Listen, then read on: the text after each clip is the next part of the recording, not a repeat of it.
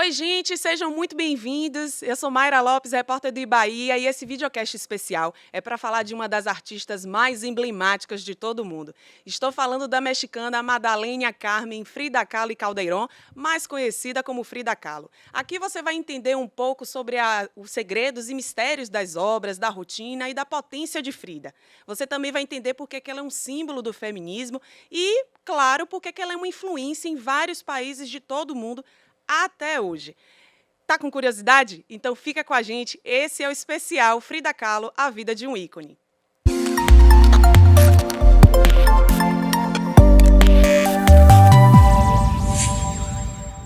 Falar de Frida Kahlo é um desafio e é óbvio que eu não poderia fazer isso sozinha. Por isso que eu convidei Maria Ávila, escritora, poetisa, que já está aqui na bancada comigo. Muito obrigada por ter vindo, Maria. É um prazer tê-la aqui conosco. Eu que agradeço o convite. É um prazer estar aqui hoje também para falar um pouquinho sobre Frida. Pesquiso a vida dela há 8 anos e é sempre um desafio também falar sobre ela. Mas vamos lá, trocar um pouquinho sobre essa mulher tão inspiradora, né? Inspiradora de verdade. E olha, você que está aqui acompanhando com a gente, né, todos os detalhes desse videocast, lá no ibaía.com tem uma editoria especial sobre artista, com matérias exclusivas, inclusive, né, conteúdos especiais que a gente fez para vocês. Então, quando acabar o videocast, corre lá para acompanhar tudo. E já que a gente está falando sobre isso aqui, já curte, se inscreve no nosso canal aqui no YouTube, né, para você acompanhar esse e outros programas. Combinado? Maria, vamos nessa. Vamos lá. Falar de Frida é falar de amor, de potência, mas, acima de tudo, de sobrevivência. Sim. Me conta um pouquinho sobre a história de Frida e como é que ela começa a se tornar um exemplo para todo mundo. Bom, Frida, ela nasceu em 1907, lá no México, na Casa Azul, que foi o lugar também onde ela morreu. Hoje é o Museu Frida Kahlo lá, né, com todos os pertences dela, algumas obras também. Ela é filha de um alemão imigrante que vai para o México muito novo e de uma mexicana católica. E o pai dela era judeu, mas ateu de prática, né? E a mãe católica, ela cresce nesse meio um pouco controverso de culturas diferentes convivendo, ela vai trazer isso nas suas obras. Ela gostava de dizer que nasceu, na verdade, em 1910, porque ela se considerava filha da Revolução Mexicana. Então, isso mostra como ela era uma potência política também. Foi uma grande pintora, sonhava em ser médica, mas teve esse sonho interrompido. Sim, sim. Foi uma grande intelectual, uma grande leitora, viveu grandes amores. Então, essa é Frida, né? Ela começa a trabalhar mesmo com a arte em 1940. Sim. É quando ela começa a ter reconhecimento pelo seu trabalho em vida, mas ela se torna esse ícone, esse exemplo para o mundo depois da sua morte, né? No México ela era muito conhecida como Madame Rivera, mas no mundo hoje ela é conhecida como Frida Kahlo por conta de lançamentos de biografia, de algumas obras que foram revivendo, trazendo a memória dela, e ela começa a se tornar esse exemplo mesmo, né? Em 1940, se a gente puder datar, que é quando ela começa a ter reconhecimento, mas esse boom mundial veio depois da sua morte. A gente percebe que, ao longo aí da vida dela, a gente tem fatos marcantes, né? Que até hoje é reverberado, digamos assim, né? Ela sofreu um acidente com um bonde, né? E antes disso ela tinha já uma deficiência causada pela poliomielite. E aí a gente pensa, né? Em como ela conseguiu transformar isso em arte, Sim. né? Isso é muito Ela, forte. me corrija se eu estiver errada, ela fez quase 145 obras, né? 143, 145. Isso. Eu falo isso porque ela também fazia desenhos, né? Manuscritos. Isso. Então, eu queria... Desenhava no diário também, desenhava em cartas, ilustrava como tinha sido o dia dela. Ela tinha esse hábito quando era adolescente, né? Sim, sim. E dentro desse contexto geral, ela começa a pintar. Ela começou a desenhar, depois começou a pintar quando não via alternativa a não ser permanecer na cama após esse acidente. 35 fraturas, minha gente. Sim. Não é para qualquer um. Ela ficou na cama engessada por longos anos, né? E para uma pré-adolescente, digamos assim, é chocante, né? Sim. A poliomielite e o acidente são marcos na vida de Frida, que vão atravessar a subjetividade dela e vão aparecer nos seus quadros depois. A Polio, ela sofre com isso quando ela tem 6 anos, ela era muito criança, muito nova, e além do trauma físico de ficar com a perna menor do que a outra, que é por isso que ela usa saias longas, né? Durante toda a sua vida, porque a perna dela incomodava, mas ela começa a experimentar a solidão, que é um tema que aparece muito nas suas obras, porque por conta da polio ela precisa ficar confinada em casa durante meses. Então ela é afastada do convívio com os colegas da escola, justo naquela fase que a gente faz amizade, faz melhores amigos, né? E ela é afastada desse convívio social, e quando ela volta, ela começa a ser atravessada por muito bullying, muitas ofensas. Ela tinha dificuldade em fazer amigos porque brincavam muito com isso e isso afetava ela. Mais tarde, com 18 anos, quando ela sofre o acidente, ela já tinha tido aula de aquarela. O pai dela, fotógrafo, ele era multiartista, né? Ele gostava de muitas vertentes da arte, mas ele era fotógrafo de profissão. Ele já tinha ensinado ela a colorir retratos, então ela tinha um pouco dessa técnica já do pai. Mas com 18 anos, ela está em um ônibus, em um dia comum. Ela esquece o guarda-chuva, volta para pegar, perde um ônibus e pega esse outro ônibus. E um bonde se choca com esse ônibus que ela estava. E no momento da colisão, além das fraturas que você citou, uma barra de ferro atravessa o corpo dela. Entra pelo quadril e sai pela vagina dela. Então isso é dilacerador, né? E ela vai sofrer muitas consequências por conta desse acidente. E a camada, ela começa a pintar. O pai dela adapta um cavalete na cama e a mãe dela coloca um espelho sobre o teto, porque ela era muito vaidosa, então a mãe dela queria que ela se visse, né? Porque ela sempre foi muito vaidosa, e ela se vê ali muito abatida, mas decide ressignificar isso, digamos, né? Então, para passar o tempo, ela começa a pintar nos próprios coletes ortopédicos e vai desenvolvendo aí essa conexão com a pintura, né? E é uma coisa interessante da gente pensar, porque ela acabou sendo uma autodidata, né? Quando você pensa em fazer autorretratos, que é a característica principal dela, e você olha outros artistas que fazem esse mesmo tipo de arte hoje, você consegue encontrar essa diferença, né? E ser autodidata naquela época, né, em que você quase não se falava nessa coisa de arte, de vender quadros e todo esse contexto. É muito interessante. Eu acho Frida muito inspiradora, sou suspeita para falar. E aí, aproveitando que a gente está falando sobre esse assunto, né, sobre quadros e pinturas, eu trouxe aqui algumas imagens para a gente poder falar um pouquinho. Esse aqui é um dos quadros, né, um dos principais, que se chama Autorretrato com Vestido de Veludo, de 1926. Essa foi a primeira obra profissional de Frida, não é isso, Maria? Isso, foi a primeira obra profissional dela que ela fez ainda acamada e presenteou o seu namorado na época do acidente, Alejandro Gomes, que estava com ela no acidente no ônibus, né?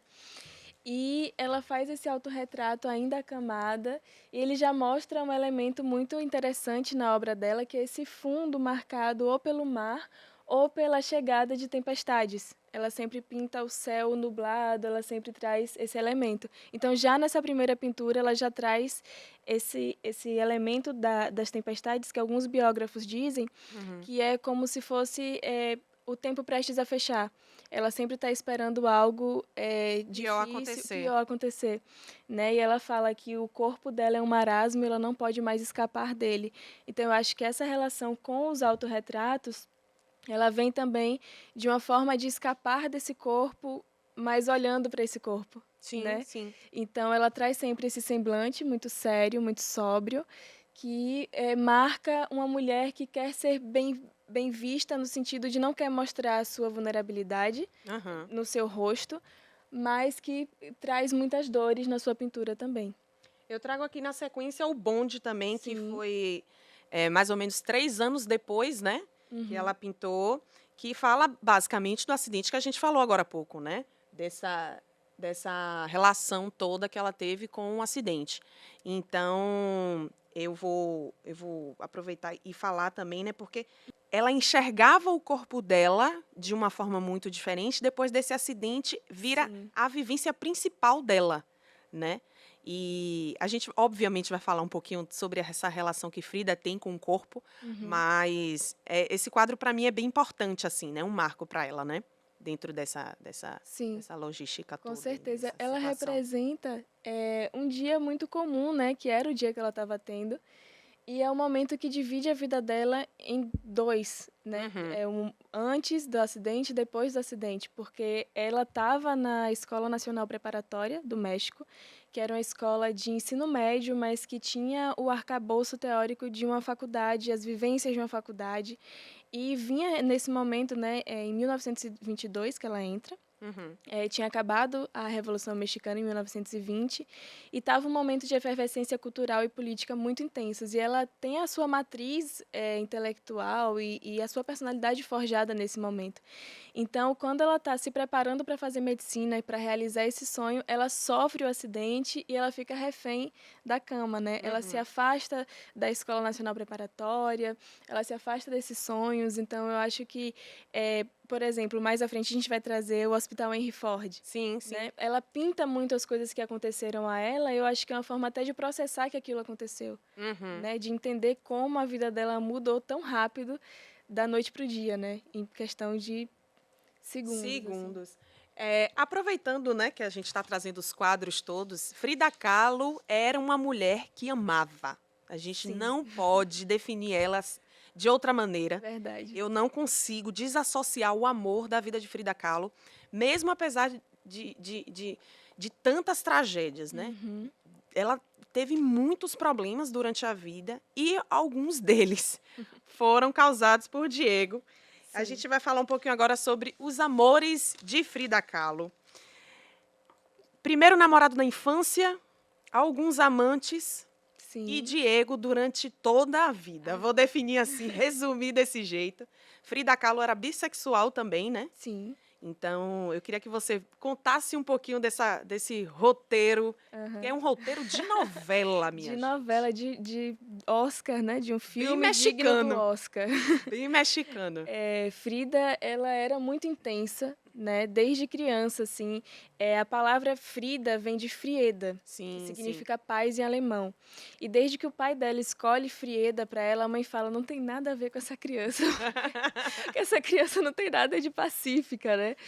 E ela é essa mulher muito intensa, ela é definida como uma criança muito travessa, assim, que aprontava muito, uma adolescente muito curiosa e uma mulher muito apaixonada. Sim, Então ela se apaixona por Alejandro, eles sofrem um acidente juntos, junto né? com ela, né? Junto com ela, mas os pais dele acreditavam que ela não era uma boa influência para ele, mandam ele para a Europa, ele vai para a Europa, eles se separam, tem esse momento, esse coração partido também, tem cartas deles dois.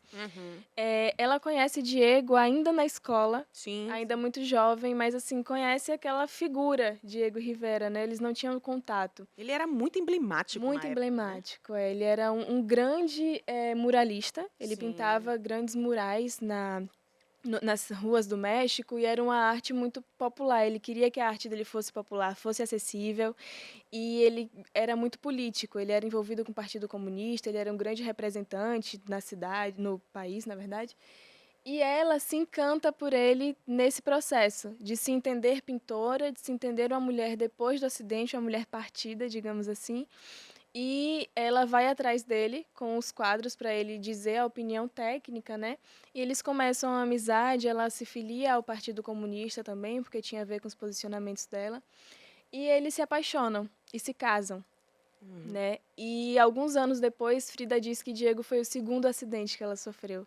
E eu acho isso muito marcante, porque por mais que em muitas pinturas ela traga Diego como nessa, no filme, não sei se todo mundo já viu o filme sobre Frida, que é maravilhoso, eu indico muito, traz eles dois se casando dessa forma, Sim, né? sim. E Foi um casamento simples, é um casamento inclusive, né? simples, sim. É um casamento que é fora dos padrões Totalmente. sociais da época. E é um pouco do que a gente vai falar também um pouco mais para frente, né? Que desde a infância Frida traz essa quebra do tradicional. Desde a infância, inclusive, ela usava calças do pai. Verdade. Né? Para a época. Então, é bem interessante você trazer isso, né? Porque para eles que eram politizados, né, e artistas para a época, ela estava começando, obviamente, né, no mundo das artes, mas para ele que já era politizado, era quase que natural, né? dentro Sim, dessa... eles tinham uma Frida era muito autêntica, né, ela era muito diferente das mulheres do seu tempo, e Diego também tinha isso. Então eles eram personalidades muito afins, eles se encontravam artisticamente, eles se encontravam nos seus posicionamentos, na sua visão de mundo, mas Diego era um homem muito infiel, e ele nunca Uhum. respeitou Frida, né, então chega um momento da vida que ela decide continuar com ele como amigos, mas que não, ela diz que não suporta mais ser traída por ele, Sim, né? sim.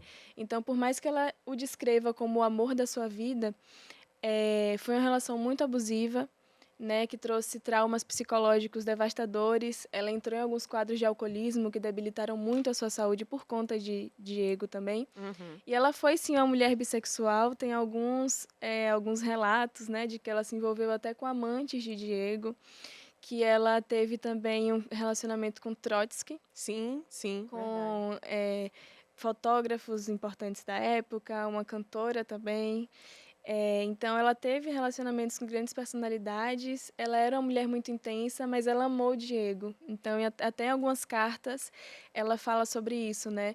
Estou em Paris com outra pessoa, mas continuo pensando em Diego. Então, ela E traz um tem um pouco fato que isso. eu acho bem marcante, assim, quando eu estava estudando a história de Frida, que é o relacionamento que ele teve com a irmã dela. Sim. A irmã dela vai para Nova York para ajudá-la, né, depois de alguns problemas, inclusive de perda de um filho. Uhum. E aí ele se relaciona com a irmã dela, que é uma outra coisa devastadora para Sim. Frida, porque ela nunca imaginou isso, né? E Frida, ela tinha outras irmãs, né? São 4 filhas que os pais delas têm juntos, porque o pai Uhum. dela já tinha outras filhas, mas ela tinha maior relacionamento com essa irmã, Cristina. Sim, sim. Então elas eram muito próximas, elas eram muito ligadas desde a infância. Tem até um quadro que é O Coração, que ela pinta ela no centro, um vestido de criança e um vestido, uma terruana, um traje tradicional mexicano, como se houvesse essa ruptura, porque foi Uhum. depois que acontece isso. Então foi um baque muito forte para ela, porque ela descobriu, inclusive, né, que os sobrinhos dela eram filhos de Diego também, Sim, sim. e tudo isso destrói ela completamente, porque além da infidelidade do marido, era a infidelidade da sua própria irmã e da sua melhor amiga, né? É verdade. Vamos ver mais foto aqui. Esse é um quadro Sim. bem interessante, né? Uhum. Que fala muito sobre a maternidade, Frida e a maternidade. A maternidade, esse quadro retrata um pouco mais sobre o parto da mãe dela, no caso, Sim, né? sim. Que se chama Meu Nascimento, que foi pintado em 1932, que é um quadro que fala sobre o próprio parto dela, né? Seria o parto da mãe de Frida Kahlo. Ela teve Sim. muitos abortos, perdeu crianças. E ela sempre quis ser mãe. Uhum. Então, ela tem uma relação aí com a maternidade, que é o outro quadro que eu trouxe aqui também, né? Esse é o do Hospital Henry Ford, que a gente tinha falado Sim. um pouco mais cedo. Tem a relação com a família também, de Frida. E esse que é a ama de leite, né? Sim. Que fala, porque no início a mãe teve depressão pós-parto, né? E ela teve que ser amamentada por uma ama, né? É interessante como esses temas conversam e as próprias pinturas conversam em relação em torno desse universo familiar dela. Uhum. Porque tem uma parte do diário dela muito interessante que ela fala que a obra dela poderia ser comparada com a obra de um escritor. Porque se pegassem os quadros dela e fossem interpretar, iriam encontrar sua própria biografia, sua autobiografia. Sim, sim. Então, quando ela traz primeiro O Meu Nascimento, que é um quadro onde tem a mãe dela, né, deitada, com um tecido sobre o rosto, representando a morte presente também. Então, ela traz um paralelo entre nascimento e morte, que ela tinha essa relação com os ciclos, ela sentia a morte perto dela por conta dos problemas de saúde que ela enfrentava. E a relação dela difícil com a mãe, porque a mãe dela era uma mulher muito católica, muito tradicional, Uhum. né? Ela era muito avessa à personalidade de Frida, então ela se estranhava um pouco, digamos assim. Frida era muito mais próxima do seu pai. Então, primeiro, O Meu Nascimento, ela traz um pouco dessa relação distante com a mãe. No Hospital Henry Ford, ela já traz o primeiro aborto que ela sofre, que foi em Nova York, se eu não me Uhum. engano, e ela sofre muito porque ela queria muito aquela criança, É verdade. né? Diego não queria. Uhum. mas ela queria muito aquele filho e ela se culpa por não ter segurado o filho com muita força. Tem um relato dela que é bem doloroso, assim, porque ela traz essa maternidade interrompida, esse desejo não realizado sem tabu.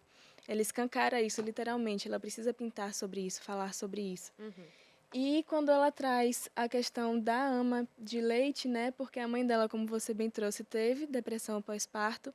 E um elemento interessante é que Frida pinta, ela sempre se coloca com a sua imagem adulta. Sim. Então, quando ela está no futuro, digamos assim, pintando a sua infância, ela se reconecta com essas memórias e é como se ela tivesse trazendo uma descrição de algum momento, mas simbolizando também o sentimento do presente. Então, a depender do que ela estivesse passando no momento, por exemplo, a morte da mãe. Se eu não me engano, o meu nascimento ela pintou após a morte da mãe, né? Então, ela traz muito disso. Ela tá daquela forma ali, mas ela tá lembrando do seu passado e trazendo uma sensação do presente, né? Ela tem essa brincadeira com o tempo, digamos assim. Sim, a escala tempo. Eu acho interessantíssimo porque são temas extremamente atuais, né? Sim. Que é muito do mundo feminino, né? Eu acho que é por isso que a gente pensa muito nela como uma representação do feminismo, né? A questão de ter autonomia sobre o próprio corpo, né? De você trazer esse olhar do materno, mas com cuidado e com zelo, né? E de trazer os problemas mesmo que existem, né? E da vida real, Sim. da nossa vida, que é a gestação, o aborto, a relação, né, os relacionamentos tóxicos, os relacionamentos saudáveis, a relação com a família, que são temáticas extremamente atuais, Sim. né, e ainda assim 1930 e lá.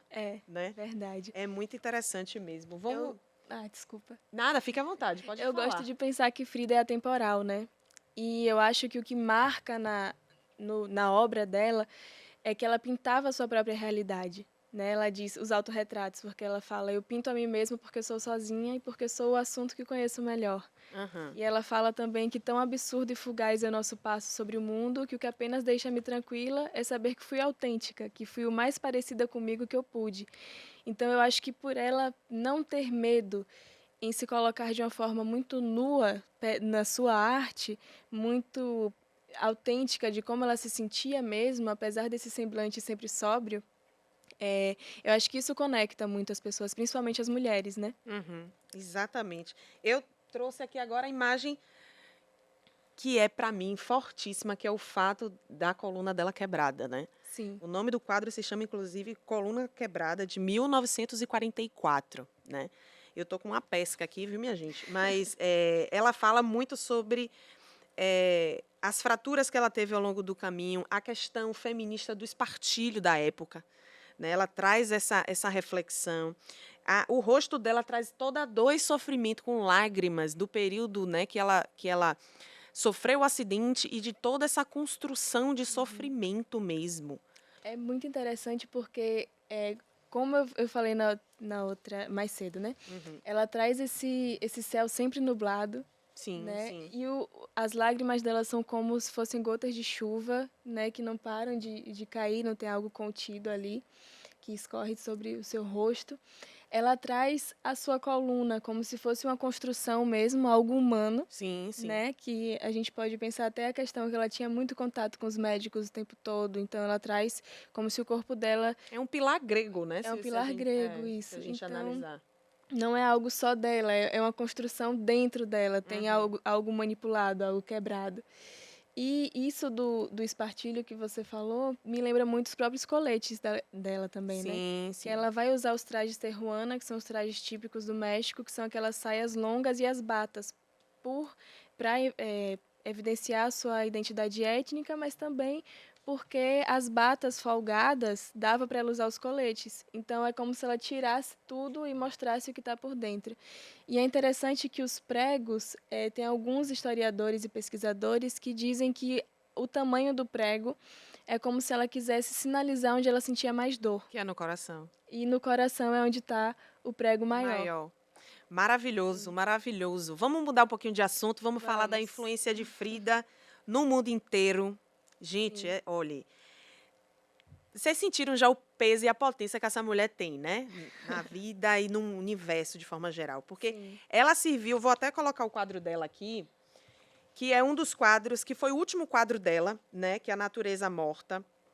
É um quadro que serviu de inspiração e serve até hoje de inspiração para muita gente. Eu peguei aqui minha colinha para só trazer aqui.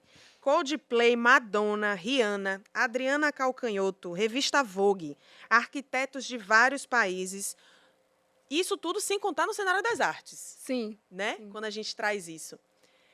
Por que Frida Kahlo inspira tanto, né? A gente já, obviamente, já contou um pouco da história dela aqui, Sim. mas ela é muito inspiradora. Ela já, de cara, já disse que não é uma artista surrealista, o que é bem emblemático, porque a arte dela traz esse teor surrealista, né, para as artes plásticas. Sim. Mas ela já disse que não é. Ela diz para André Breton, que é o criador do surrealismo, que ela não é surrealista, né? Porque no círculo de amizades dos artistas da época, eles se conheciam, e quando ele tem contato com as obras dela, ele fala, né? Frida, o que você está fazendo é surrealismo. Ela fala, não, eu pinto a minha própria realidade, isso é conversa.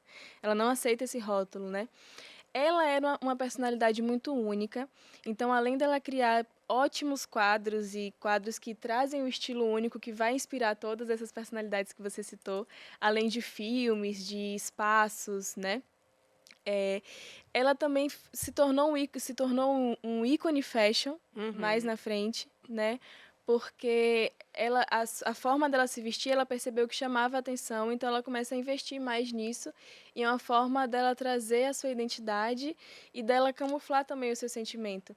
Então, ela se torna um ícone fashion, ela se torna uma mulher inspiradora para poesia, para música, né, para moda.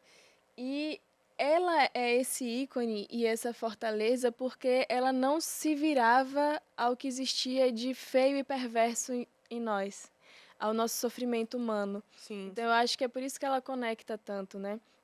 Ela trazia muito a originalidade do lugar de onde ela veio, ela se colocava no centro da sua arte, então isso traz uma força muito grande, né? Porque muitas vezes o artista, se é na escrita, usa um pseudônimo, Sim, sim. se esquiva um pouco disso, mas ela coloca a sua própria cara a tapa, digamos assim, né? É verdade. E ela traz, além dessa grande qualidade artística, que é muito vista e muito aclamada, uma personalidade muito marcante, né? Dentro dessa questão da moda, eu acho que é bem importante. Eu trouxe até essa imagem aqui, porque, me corrija se eu estiver errada, Frida, ela usava do jogo de atenção, Sim. né? Então, ela usava muitos adereços na cabeça, muitas flores, muito batom vermelho, muitas referências no rosto, para que as atenções voltassem para o rosto, né? Tanto que ela assumiu a monocelha, né? Assumiu os pelos no buço e um pouco aqui no queixo em determinados momentos, justamente para chamar atenção, para trazer esse choque e tirar a atenção da perna, que ela tinha dificuldade para se locomover, para a parte do corpo, né? Usava saias longas, que eram saias tradicionais mexicanas, para cobrir, né? Essa questão da perna, para também cobrir os coletes, porque davam estrutura, então ela sempre usava roupas de mangas longas, né? E, inclusive, a Vogue chegou a fazer um grande desfile inspirado nas roupas de Frida Kahlo. É uma coisa sensacional, né? As mulheres usam até hoje esse jogo, né, de ressaltar o que lhe é mais bonito, né? Eu queria que você falasse um pouquinho disso, né? Porque o que eu falei no início, Frida sempre foi à frente do seu tempo. Ela usava as calças do pai, né? E assumir isso, né? Dentro de uma sociedade que era extremamente tradicional. A mãe dela era muito tradicional, né? O pai era um pouco mais livre de pensamento, assim, né? Mas ela ainda conseguia causar um pouco aí no meio da família, fora dele, né? E assumia mesmo isso, ia para as festas desse jeito. Eu queria que você contasse um pouquinho dessa experiência dela com a moda dentro de tantos desafios, porque é um desafio, minha gente. Desafio, Frida tinha essa personalidade muito forte e isso já é uma leitura minha, né? Eu acredito que ela aprendeu a lidar com o que a incomodava. Então, se ela estava sofrendo, ela pintava aquilo. Se ela estava incomodada com a parte do corpo, como você falou, ela ressaía sobre outra. E ela não se curvava a convenções, ela não se curvava a problemas de saúde, digamos assim, por mais que ela sofresse muito com aquilo, que ela convalescesse. Então, ela e a moda, é muito interessante pensar como ela traz alguns elementos do México, que são tradicionais, mas de uma forma muito dela, Uhum. né? Então, assim, ela, como você falou, ela usava calças do pai, então tem um retrato de família muito famoso, que estão as irmãs dela, a mãe dela, ela chega toda de terno e o cabelo preso, e é isso. E tá tudo bem. Eu acho que isso vem um pouco do contato dela com o pai, porque não só por ser uma figura masculina, né, mas porque ele enxergava nela uma genialidade, ele achava ela muito inteligente, ele investia nela, investia nisso. Ela tinha inspiração por ele também, né? Sim, muita inspiração. E o pai dela sofria com epilepsia. Hum. Então, eles saíam para fotografar juntos e ela, muito pequena, ela já aprendia a lidar com os ataques que o pai sofria, né? A como tirar a câmera de perto, cuidar dele e tudo mais. É, então, eu acho que essa afinidade que ela encontra no pai, esse espaço de expansão artística, vai dando uma certa ousadia para ela ir se mostrando, por ela ter esse investimento, assim, essa figura que fala, não faça. E quando ela sofre com a poliomielite, é indicado para ela que ela faça esportes. Sim. Então, não, na época não era normal que meninas fizessem esportes, praticassem esportes. Mas ela praticava por conta desse problema. Então, desde muito cedo, ela foi sendo levada pela própria vida a Uhum. caminhos mais diferentes do que era aceito na época. E ela não via muita graça no que era comum. É bem interessante quando ela chega na Escola Nacional Preparatória, todas as meninas estão vestidas de alguma forma e ela chama as meninas de... Tem acho que eu não lembro o termo em espanhol, mas é cachorrinho sem pele. Aham. Porque ela fala que é uma coisa sem graça, que ela não quer ser igual a todo mundo, que ela quer ser diferente. Então ela vai com um uniforme de escola, tipo alemão, assim, sabe? Uhum. É bem engraçado. E ela chega e todo mundo olha estranho para ela e ela acha isso o máximo. Então ela gostava disso, né? Eu acho que nesse espetáculo, digamos assim, nesses pequenos espetáculos que ela vivenciava, ela conseguia se distanciar da sua realidade, Uhum. né? E acho que isso também fazia bem para ela. E falando muito dessa intensidade de Frida, né? Vamos falar um pouquinho agora sobre Frida e o feminismo, né? Sim, Ela tinha essa visão de que ela era diferente de todo mundo. Ela entendia isso e assumia isso, né? E uhum, acaba sendo um ponto chave, eu acredito, né? De posicionamento que hoje a gente traz para o feminismo, né? sim. Então, ela vira uma grande, como é que eu posso dizer? Um grande ícone, Uma uma referência, né? referência. Essa é a Se palavra Frida certa. fez, eu posso. É um Exatamente. pouco assim. Eu acho que por ela ser tão autêntica, ela criou ela encoraja, principalmente as mulheres, a buscarem nelas o que é novo, o que eu tenho que só eu tenho para oferecer ao mundo, né? Eu acho que isso encoraja muito. Ela nunca se denominou feminista, porque a gente sabe, o movimento surgiu em outro contexto, outro período. Então, ela nunca se denominou dessa forma, nunca se intitulou, mas ela se tornou até mais popular por conta do movimento feminista usá-la como símbolo. Primeiro, um símbolo da liberdade sexual, né? Sim. Ela foi uma mulher bissexual, uma mulher que experimentou o amor livre, que viveu relações não monogâmicas, digamos assim. Ela foi uma mulher que não foi mãe, não por escolha, né? Sim. Ela quis ser mãe, mas não foi, mas ela traz esse assunto de uma forma muito escancarada nas suas obras. E essa reconstrução dela como mãe, né? Porque ela acaba Sim, trazendo um amor para as obras e para os sobrinhos para os todos, os animais, para os seus animais. alunos também. Ela Ela é transformou isso, retratada como né? uma mulher que tinha esse cuidado mais maternal, né? Mas, assim, ela fala de questões que, para nós mulheres, são muito caras. A nossa Uhum. imagem, que nos é ensinado que nós somos primeiro a nossa imagem, né? É Primeiro o verdade. nosso corpo. Então, ela é aquela mulher que se reconstruiu sem um corpo, digamos assim, porque o corpo dela foi totalmente fragmentado. Então, ela não era entendida como atrativa sexualmente. No casamento dela com Diego, a Uhum. ex-mulher de Diego dá um ataque de ciúmes e levanta a saia dela para mostrar que ela tem uma perna mais fina do que a outra, né? Uhum.